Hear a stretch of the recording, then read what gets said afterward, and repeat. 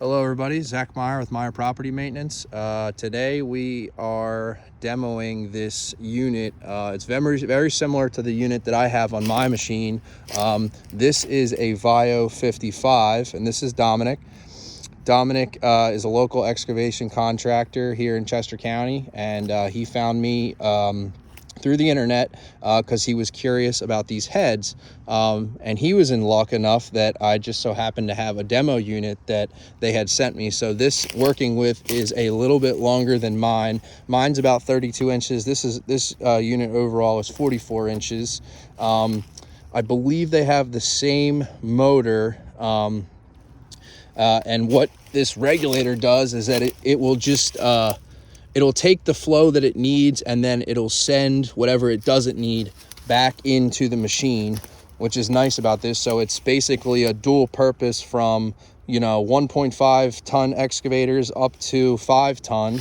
This is a Vio 55 Yanmar. So we were kind of just goofing around with it here today on the property. But Dominic, tell us a little bit about yourself and about your business and how you got started.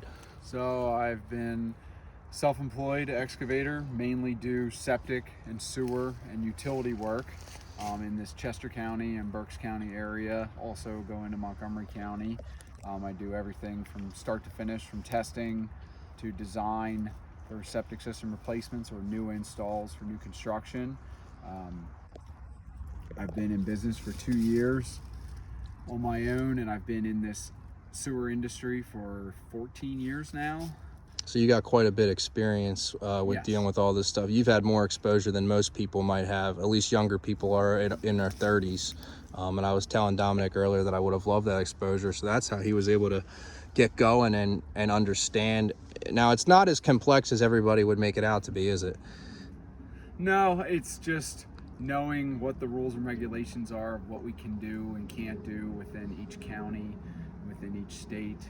But it's really not as complex and scary as everyone thinks it is, but there is still some things that I've learned over the years that can make things go simple and easy and can also save customers money. All right, well, there you go. You can find him. Can you find him on Google or I have a might be... Facebook page. It's Disantis LLC on Facebook. Okay. And I am working on a website. Will be disantisllc.com. You can send me a message through Facebook, or Zach will probably tag my information in this post so we can link up. If you need any septic or sewer work, let me know. I do pump replacements, and I work service work on alternate type septic systems, from sand mounds to drip irrigations to micro mounds. Whatever type of system you have, I've worked on them. Yeah, so Dominic's the full package here, and more or less we are in the new bracket of contractors that are coming in into this industry. Excavation isn't the easiest industry to get into. As you guys know, the equipment's very expensive, the insurance is expensive. So, that's kind of reflects on how we price things. We want to be fair to everybody, and we want everybody to save money and, get a good quality service and a good quality product depending on what you're providing. But why don't we tell me about your machine a little bit and how you decided to go with the Yanmar Vio 55 and why you like the machine and why it works for you. So I searched around at all the different manufacturers, and everybody makes a good product these days, but a good friend of mine who's another local excavator has had a Yanmar for at least, I think, almost 10 years now, and has had 0 issues with it, and we've had nothing but good luck with them. Some of the features that I like about it is the standard quick attach, hydraulic quick attach, comes factory. So it's a pin grabber setup that is very simple, where you can spin the bucket backwards or whatever other attachment backwards, which when I'm doing certain excavation projects where I'm digging underneath driveways or sidewalks or chasing pipes against people's houses, it can really be a make or break of having to be able to switch buckets easily and be able to put the bucket on backwards. And like today, Zach was gracious enough to come out and let us demo this head. They sent us plates, and we just simply make a pin grabber setup that's very easy to take on and off the machine with just a push of a button in the cab, and I really am liking the feel of the machine as far as the feedback that the Yanmar gives you from running it. Being an operator, I can feel things in the ground, I can feel utilities, I can feel rocks and other feedback where I haven't got that feedback from other brands that I've run before. I also like the zero tail swing machine, so I can take a larger excavator in this like 5.5 ton class and put it in places that are very small and not have to worry about scraping the back of the machine on the side of someone's house or building or whatever habit you're working next to, because a lot of times I'm using this bigger machine in smaller areas, but it's something that I really like to size-wise have to be able to still do my septic installations, to set tanks and dig beds and have the reach with this longer boom and a heavier machine. It's just absolutely It's perfect. for Now, what I do. Now, for what people don't understand what zero tail swing is, and I know I have a lot of contractors and guys that follow, zero tail swing is there is nothing extending from the cab, which means that he can be up close to a building. And same thing with my machine. Zero tail is that we can swing the house, is what we call this, and we don't have to worry about catching anything behind us. So it's basically a worry-free swing, if you will. It stays in your tracks. And it stays flush with your tracks, which is nice. Now, I know you guys know that I have a 302.7, which is a 7,500 pound machine, and this machine weighs 12,000 and... A little over 12,000. Little over 12,000. And then it's, now is it a 50 horsepower? Or it's 49. 49. Right about 50 horse, but they rate it in a 5.5 ton is how Yanmar rates their class of machine. So it's a 5.5 ton machine. So when you add the cab, and by the time you put a bucket on it, and depending on if you got a straight blade or an angle blade, the machine weighs a little bit more. I believe the spec says it weighs like 12.2 or something. Yup. With a bucket on it, you're probably a little under 13 with a larger bucket on the machine. Yes. So it's definitely a heavy machine, but it's still very nimble in the package to be able to fold up. Being in a Mini X versus a backhoe, they're just, you can't beat them. They're fantastic for size to weight ratios. Yeah, and this is a great size machine to do septic service with, because it's not only, it's small enough to get into those backyards without really destroying them, but more importantly, it has the weight and it has the power. And if you take a look at this boom, and I know that you guys have seen mine, his boom is probably another 5 to 6 feet longer than mine is, and he's able to set the tanks and he's able to have that reach. So that's how it's very crucial to have, you know, enough for what you need, but not too big to where you can't do certain jobs. So this is a very dual purpose, multi-purpose machine. So it's kind of like the Swiss Army knife, if you will. Yeah, that's a good way to put it. So we're mulching up today with this head. It's a Simatech. He'll give you the tag. Yeah, it's the VML 110. So this is a head that was originally set up to be dual purpose. There's brackets on the back to be used on a mini skid like Zach has, or could be used, they sent it along with the plate to be used on this larger excavator. I believe it has the same 27cc motor that I think all of them have. There is no case drain required on this one, so it's just a 2-hose setup. It's a heavy hammer flail. We've been playing around in this area. I have a mix of newer growth saplings and a lot of thick, heavy brush, and we've been playing around with it. We've chewed up to almost 4-inch with it over there. Yeah. It seems to do a good job. We just need to keep the RPMs up. Seems to be the main Now that's name of the game. Yeah, the key is to keep that head spun up, and I always say slower is faster. When you sometimes try to hog into the stuff, it'll bog down the head, and then you got to wait for it to speed back up. It sounds funny, but yes, slower is faster with this stuff. This is an awesome unit to have if you're not trying to go spend a crazy amount of money on the mulching heads. So this unit runs about, give or take, probably $8,500 shipped to your door, depending on where you are. So, you know, those prices vary, but just an idea. they're very durable. They're Italian made, you know, same as mine. There are subtle differences depending on the size, and you know, this is a dual purpose unit. But yeah, you know, it was a demo unit sent to me, and he just so happened to, I guess, be in the right place at the right time. And you know, he was asking about it and stuff, and you know, he was shocked when I said, yeah, let's run it on your machine. Power of the internet. Yeah, I saw he had the Simatech head, so I reached out. I said, let me just pick his brain on why you end up settling with the Simatech, and he said, actually, I have one sent to my shop, and if you want to demo it, let's call the rep that sells them. And he said, have at her and tear it up. So yeah, here we are today. We put the plate together earlier today, and we just started messing around with it. So. Yeah, you know, yeah, if you want, we could run it for a few minutes and kind of just go after it, and you know what I mean, and just kind of tear up some stuff here. Got the dogs out here trying to keep them at bay, as this unit is powerful. It will throw brush all over the place.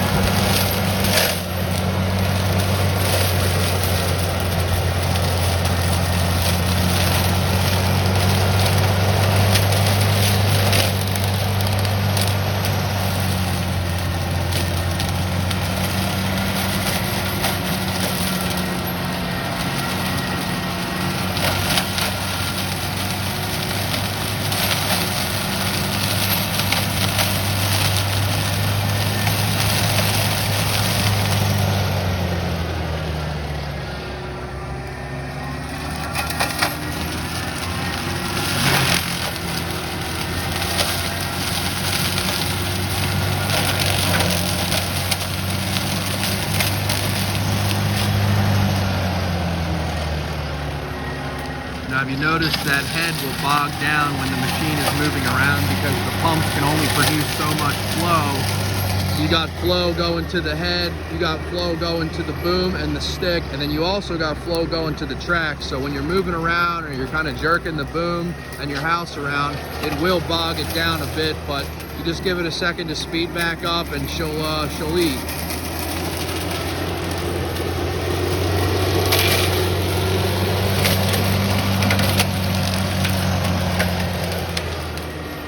And it is very important to be careful when you're around this stuff, because it will throw it, you know, 100 feet plus, especially with that door open. That's an adjustable door. It can be closed, it can be open, there's adjustments on it. I prefer mine closed. We were just kind of messing around and just seeing, you know, the differences and whatnot. But yes, you gotta be mindful when you're around residential areas and stuff working with it.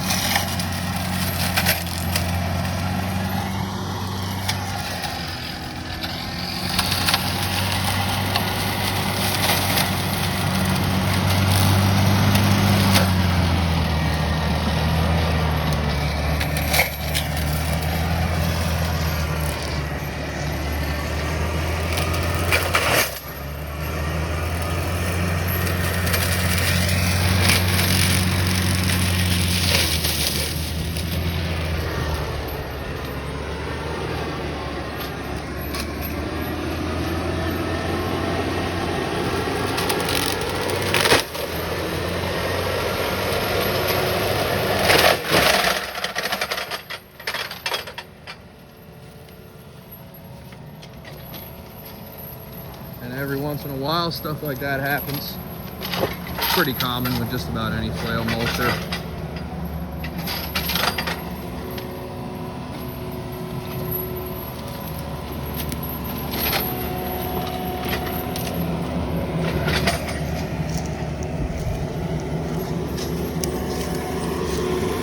Yeah, I'll just pull it out of there.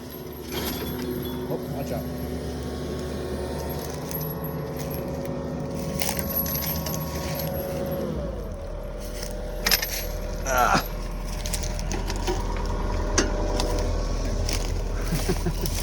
still getting used to it. Yeah. Oh. So now that you guys can see what, you know, what it'll do for stuff like this, it'll eat it up just fine. I think this is a poplar. I believe so. I think this is a poplar, and they tend to really get stringy. So you get that. Sometimes they like to hold on to it, but if you come into it from the top and then you let her eat from the top down, she'll tear the stuff right up.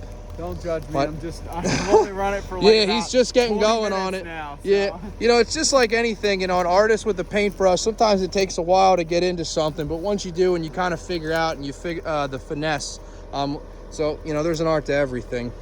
But yes, these are heavy hammers. You can see the size of my fist, and then this rotates around like that and just smacks the stuff out of the way. You know, we were saying last night about how important it is for contractors, you know, not just around in Chester County, to communicate. Some guys might believe that, yeah, we're a competition, but not necessarily. You know, there's enough work out there for everybody, and you know, the one thing about being a contractor is that I always feel like you're always learning something new, no matter what. You and network and learn. yeah, nobody knows it all. If they claim that they do, they probably don't. It's really important to pick other people's brains, communicate, because sometimes there's jobs that they don't have time for, or they might not be in the area that, you know, they're working in, and you know, they might just be kind enough to say, yeah, go for it. And dirt or other yeah, for the jobs that we all can talk to each other and line up to where it's cheaper for the customer, because I got a job down the street that Zach's doing that needs dirt, and I can get dirt out instead of them paying for me to get rid of dirt. I find another job for it, and it's a win-win for everybody, and the customer wins because they're not paying trucking twice or me dispose of dirt or, you know, whatever have it be. Yes, and you know, communication is the shortest distance between two people, and the more that we can all communicate, the better off that we're going to be, and the better off that the future of these industries are going to be. There's not a ton of young people getting into, you know, stuff like this, you know, because you know, it is scary, you know, finance and all this stuff. It's scary getting going. It's always a big risk. So there's not too many people nowadays that are willing to take those risks. I'd say we are two of the few that are, and I would say that I enjoy what I do. Would you say that you enjoy what you do? Absolutely, every day. I mean, some days you're not as thrilled, but you still get up and do your thing, and you still be proud of what you do every day. And that's right. I'm very, very proud to be able to work in an industry that I enjoy working in, and meeting new people every day, and customers and other companies that are like-minded, and we all seem to get along and have a common goal is to put food on our table and not hate what we do every day. Yeah. So. Yeah, it's very important, you know, to like this kind of stuff. You know, if you don't like or love what you do, or you have to like it to some extent, you're just going to be miserable, and you want to find the contractors who really love what they do. That's so important, and their service reflects it.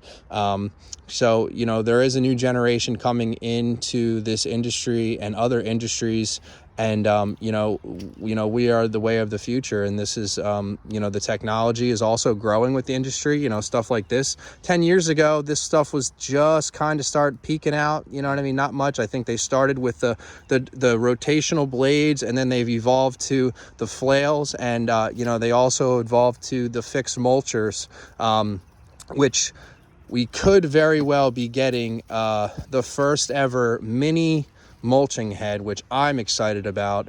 And I may, you know, be one of the first one to run it in the country. They're good for anywhere from 2 to 5 ton machines.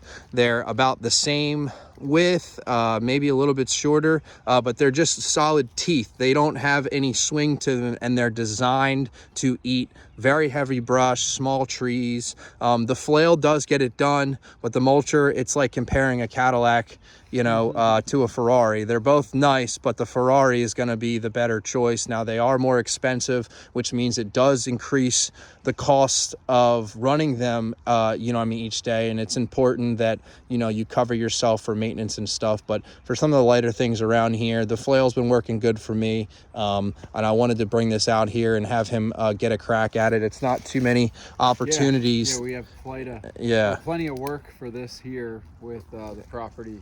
Yeah. My property here was logged out about 5 or 6, it's probably 6 years ago.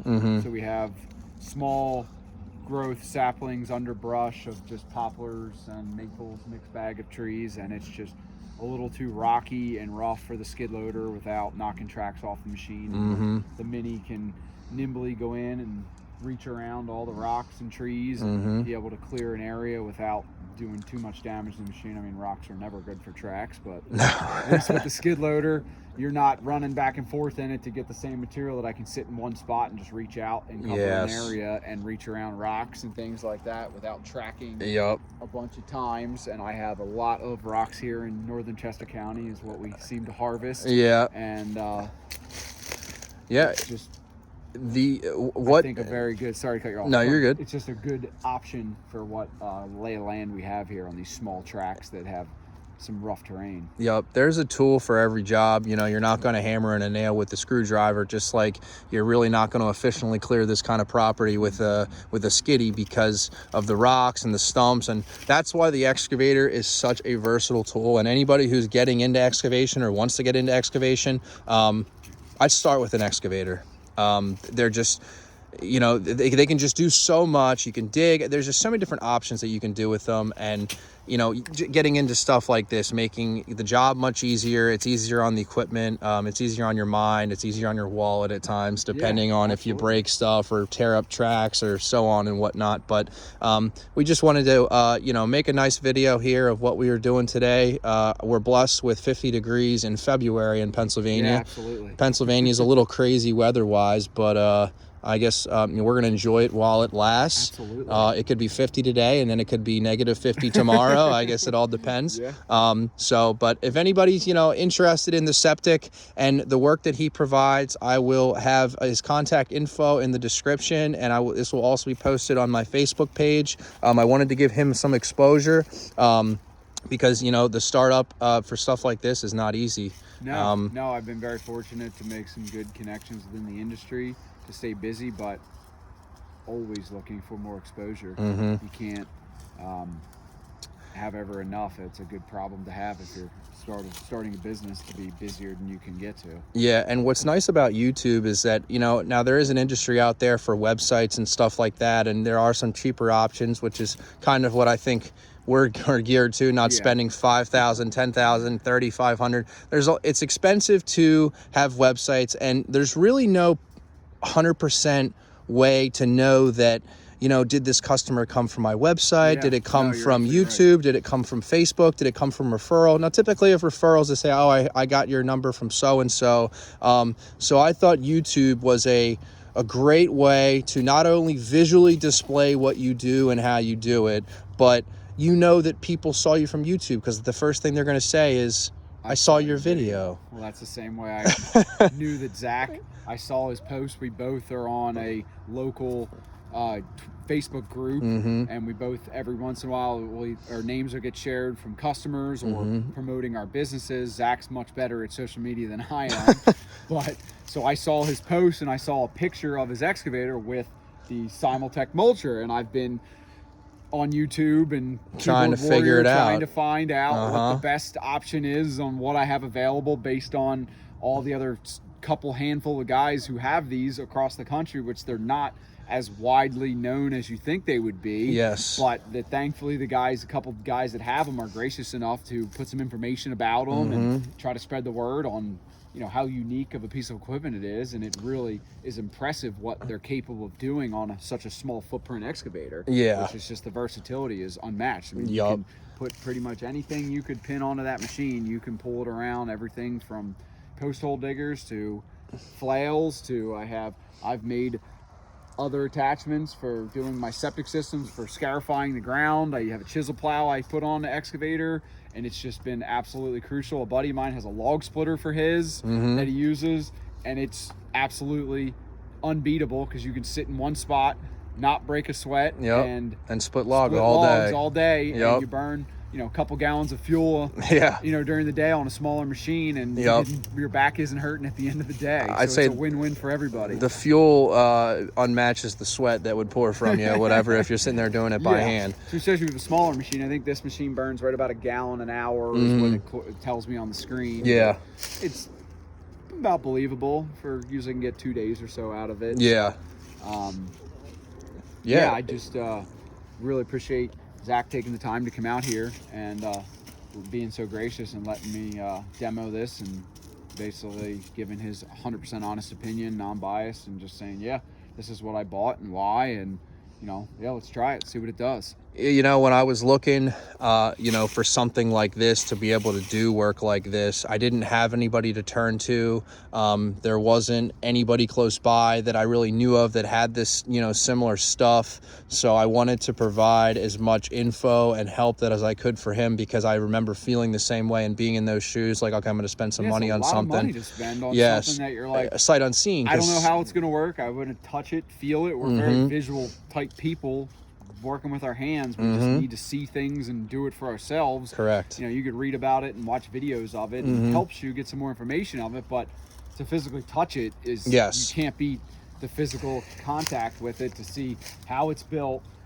Is it gonna work, how it works, and does it work with your machine? Is it matched for the setup that's on your machine, or is it too heavy, or is it gonna be cumbersome swinging it around? I mean, it all plays in what terrain you're in and how you plan on using it, and it's just, you can't beat having it in front of you and being able to reach out and touch it. There's so many question marks when it comes to buying attachments for equipment, and this is every contractor's question mark is, will it work? Just as he was describing, is it too heavy? Is it too light? Is it going to be what I expect it to be? And this is not only for everybody else, just to take note of, but I encourage manufacturers to offer demo units. Perhaps, depending on where it's being shipped to, I'm sure that can be worked out, but there should be, something in place to where, hey, this is what you're looking at. Well, we're going to send you a demo unit to try out on your machine.